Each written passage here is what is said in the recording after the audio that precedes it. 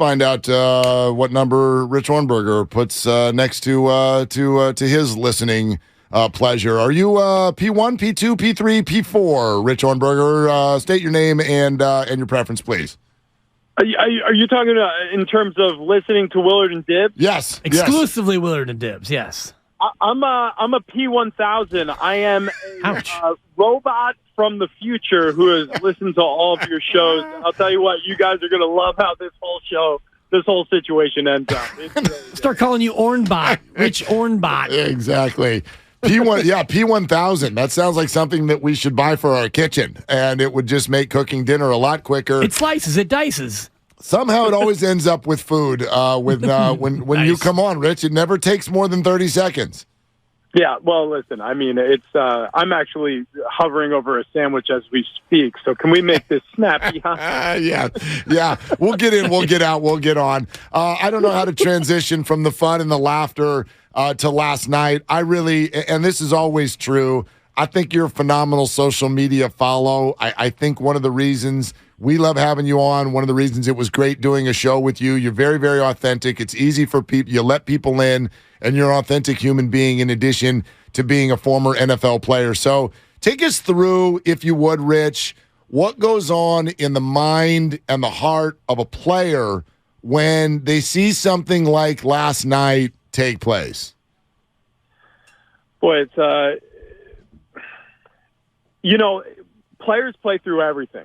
We really try to. I mean, if you can just tape it and get me back on the field or shoot it up and get me back on the field, I'll do it. And that's happening, I promise you, at every single one of the 16, if there's no bye week, contests going on across the NFL every single week. There's somebody who's got a broken this or a sprained that, and they're stepping into, a side room off the locker room at halftime, and they're getting an injection, or they're getting they're getting taped up, or they're finding a way to fight through whatever it is. When something like what happened yesterday occurs, and it's something tragic to that level, where an ambulance is on the field alongside your teammate, and you're watching a guy fight for his life, that's a whole different story. Because even with neck injuries, and I've been there numerous games where somebody was bodyboarded and taken off the field on a cart, and the little thumbs up whether they're able to or not, and then later on you find out what the circumstance is going to be moving forward. Like, even those instances, as scary as they are, the game continues.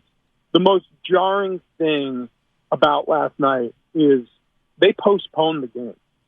The NFL doesn't postpone games. I mean, when's the last time we saw a postponement? 9/11? I mean, they didn't miss a single game during a worldwide pandemic. Like, we didn't necessarily know if it was safe for people to be out there and playing football. And they said, look, this is what we do, so this is what we're going to do. And they found a way to fight their way through an entire season without missing a game. It was profoundly jarring seeing the scenes of a player being resuscitated on the field, because you were aware with the urgency that the first responders were reacting to the situation with, that the circumstances were dire.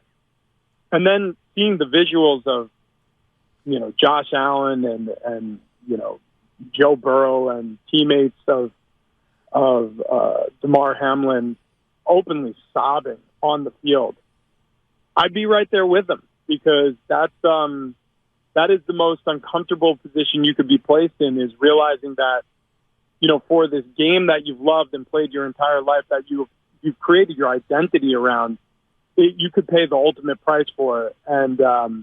And that's a reality that everybody's faced with today, whether or not they've played football, a single snap or never in their life. And Mark actually told a great story about his teenage daughter who asked him about the player not being a football fan. And my wife herself, who doesn't watch football, we spent about 90 minutes watching the aftermath last night together. And this hits all of us as human beings, Rich. But the question for me to you about being a football player is, how do you go on if you're a Buffalo Bills player, even if you're a Bengals player? how do you find a way to strap it up again and get back out there knowing that, your teammate is in critical condition, or even if he gets better, how do you find a way to move forward? Well, it's an interesting question, but the answer isn't that interesting. So the answer to that question is you just do it. Like at some point during that whole incident that occurred last night, the players were made aware that the game was going to continue. I'm convinced of it. And regardless of what the NFL is going to say, to keep their PR clean, I mean, ESPN reported it. I know Westwood One and ESPN Deportes, they reported it as well. This game was going to continue. And then it seems to me like it was that conversation between Zach Taylor and Sean McDermott that led to the players and the coaches leaving the playing field. And then the NFL executives who were on site then had discussions with, players and coaches and came to the decision that the game would be postponed. But up until that discussion between Taylor and McDermott, it appeared to me that players were starting to rally the troops. They were starting to warm up and get ready to go back out there and play. Now, do I think that would have been the best idea? Absolutely not. And I'm very, very happy that the game was postponed. But football players have this insane ability to compartmentalize. It's really strange to say this today, but there's a sense of humor about injuries when you play a sport as dangerous as football. And I'm sure this is shared with boxers. I'm sure this is shared with mixed martial artists. I know this is shared in law enforcement where the stakes are much higher. We're talking about lives on the line. In the military, where there's this dark sense of humor, this gallows humor about injury. And you just have to sort of almost like laugh in the face of danger in order to get to the next day, to the next play, and not be rational about what you're doing because you wouldn't be able to operate. So I'm sure if the coaches were on board and there wasn't any sort of, revolt or discussion amongst players, that game could have been finished last night, but I'm so glad it wasn't because I don't think anybody was in the headspace to play a competitive football game. I don't think that's what's best for Hamlin, for his family, for any of those players on that field. So the right decision was made, but I promise you the NFL is going to find a way to play that game, and I also promise you the players are going to be eager to finish that game. Yeah, that's a very interesting thing you just said there at the end, Rich, because before the show, Dibbs and I were in the other room kind of talking about what do you think the Bills want? Because they've flown home. They've got another game this weekend. It's already Tuesday.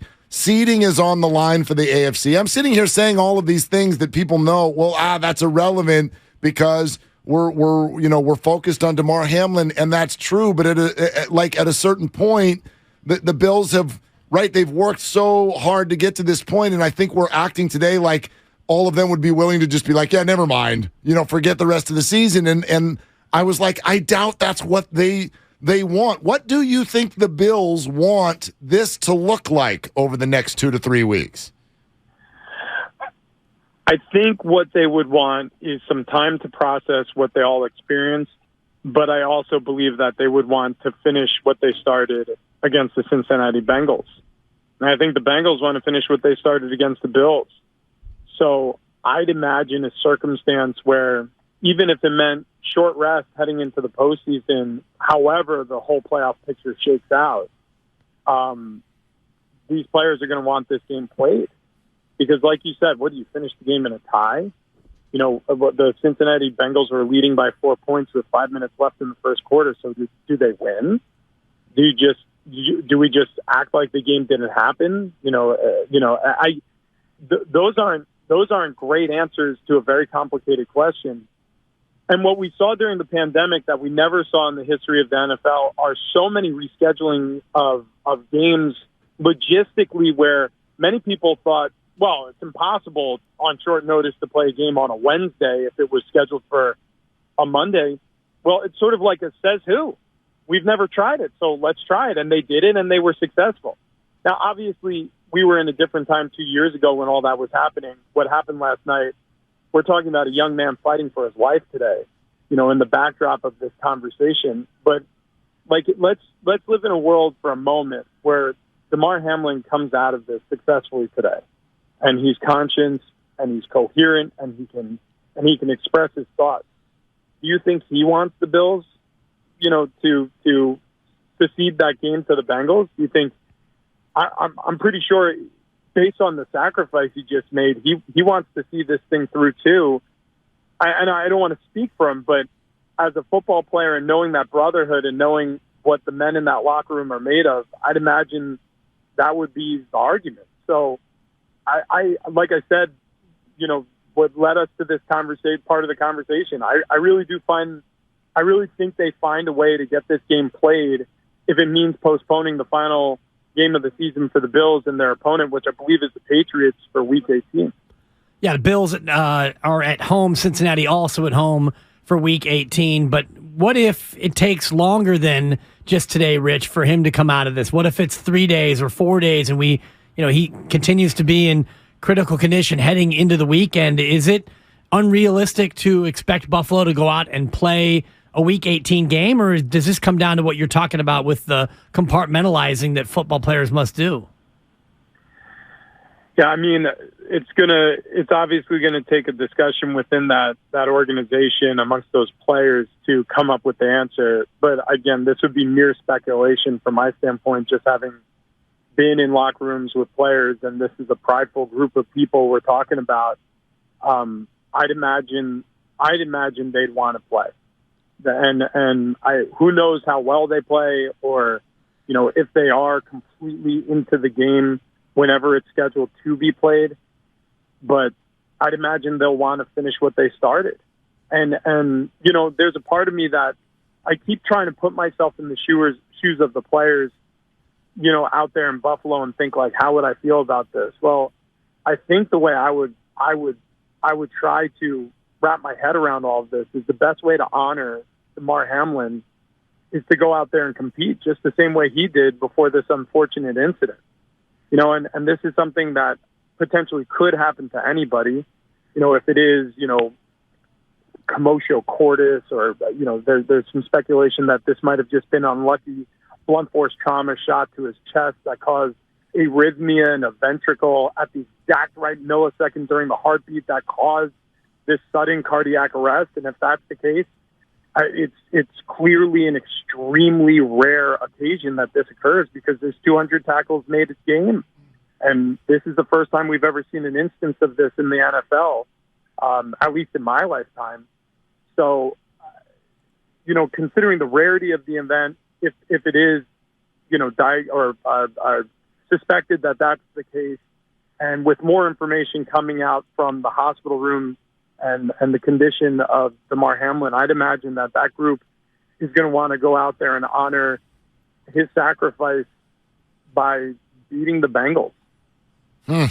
Interesting stuff. Rich Ohrnberger with us here on Willard and Dibbs, 95.7 The Game, the player perspective after what happened with Damar Hamlin last night with the Bills. Rich, but before you go, we'd love to hear your perspective on what has been unfolding with the 49ers and their quarterback position.